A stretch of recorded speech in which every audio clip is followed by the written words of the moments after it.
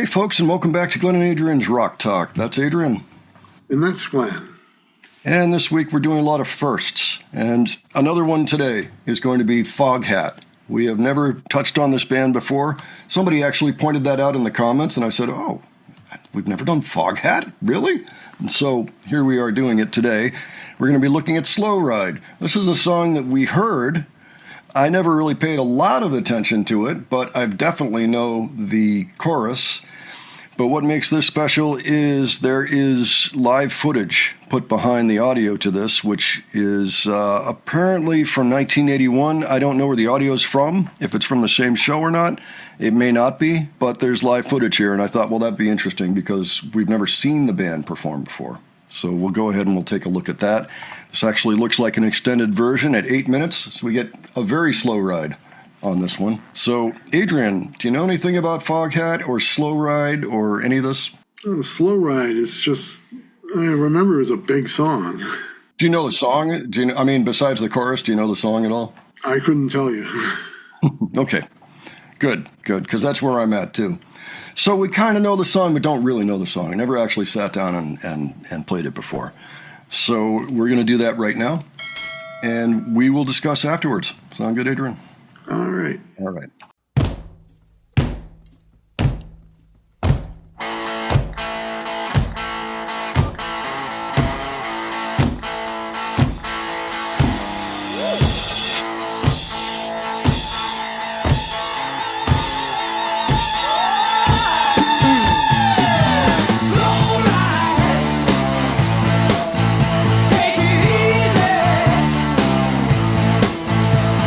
Slow ride.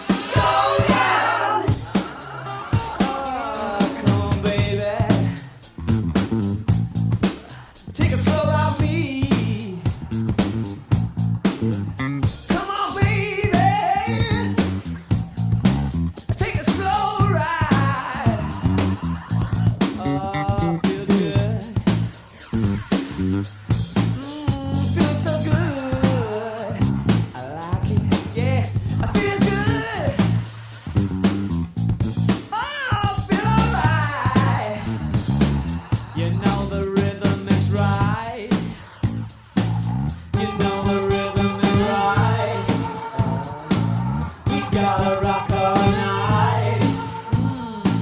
We gotta rock all night. You know the rhythm is right. Yeah. We gotta rock all night. You know the rhythm is right. We gotta rock all night.